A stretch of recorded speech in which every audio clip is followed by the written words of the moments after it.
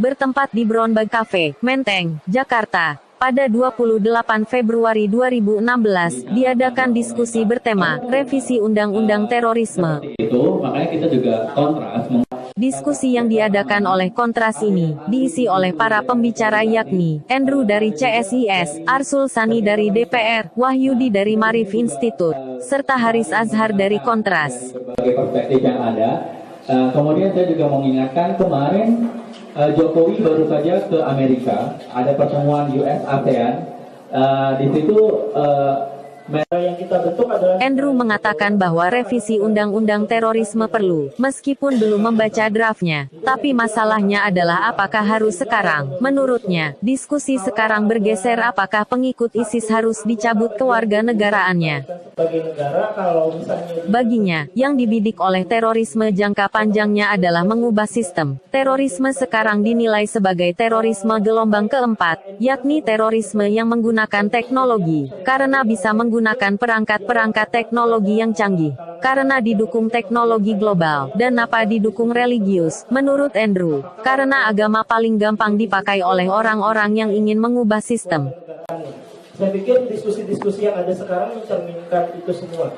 Dan bicara dari sudut pandang politik klasik, itu diskusi yang cukup valid. Oke, itu cukup diskusi yang cukup valid ya, tapi terutama kalau kita pakai perspektifnya yang itu saja.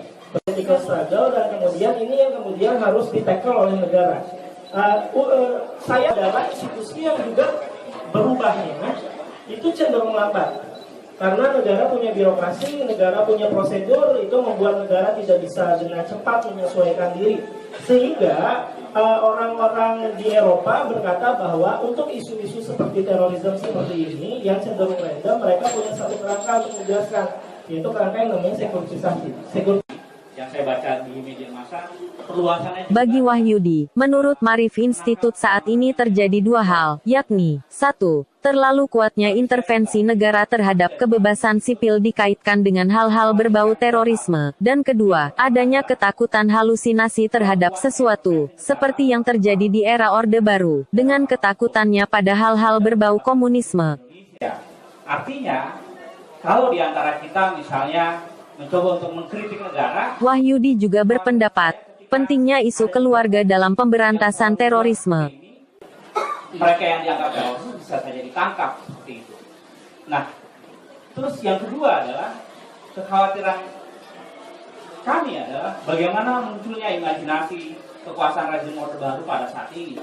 15 tahun 2003 saat ini itu belum masuk kategori sebagai televisi. Anggota DPR, Arsul Sani menyatakan bahwa di tahun 2015 diminta agar RUU terorisme menjadi prioritas. Kemudian dengan semakin banyaknya orang-orang yang bergabung dengan ISIS, maka wacana revisi tersebut semakin menguat.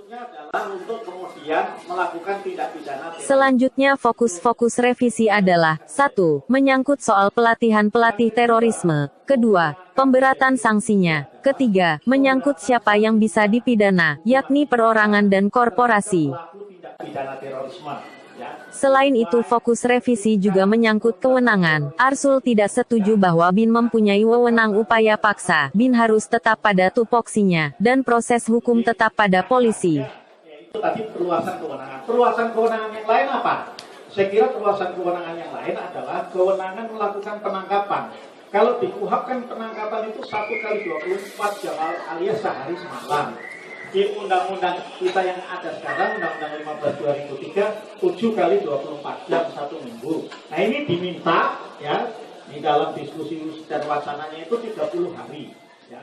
Bahwa secara sosiologis, sementara bagi Haris Azhar, terorisme harus dilawan. Tapi semahal apa yang harus dikeluarkan? Sebelum 2015, revisi ini sudah diagendakan. itu tidak adil ke masyarakat. Haris menuduh pemerintah sekarang menggunakan peristiwa Tamrin untuk semena-mena merevisi UU terorisme. Kata Haris, pentingnya partisipasi masyarakat secara egaliter mengenai pembahasan revisi UU terorisme ini. Kita itu sudah... Bagi Haris, menangkap itu seharusnya adalah periode transisi. Tapi yang terjadi sekarang adalah menangkap justru untuk mencari barang bukti. Menurutnya, ada motif politik di balik pengajuan revisi undang-undang tersebut. Coba dengan negara lain, polisi sudah mengaku kita kita sudah yang paling sukses menghukum teroris. Ya kan, undang-undangnya ada, undang-undang tahun 2003, 2003, undang-undang apa namanya pembiayaan. Sih kesuksesan kita menanggulangi terorisme. Saya jangan-jangan ini kayak semacam proyek ekstensifikasi terus-terusan. Kalau di apa namanya, kalau analis ekonomi IPSIS kan begitu kan. Sebenarnya kan yang seharusnya tidak dievaluasi itu bukan undang-undangnya, tapi penegakan hukumnya. Nah, saya ingin tahu menurut Bang Haris, idealnya penegakan hukum itu seperti apa? Supaya Pak Asrul juga tahu bagaimana. Sebenarnya kan persoalan terorisme ini di Indonesia ini bukanlah pada undang-undang kalau menurut saya, tetapi pada kontrol dan pengawasan terhadap undang-undang itu sendiri.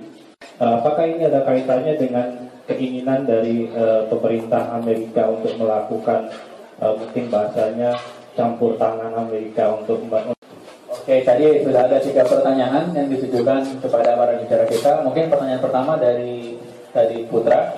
Namanya dia bertanya, bagaimana sih Mas Bang Haris penegakan hukum yang ideal di RKUHP, ya?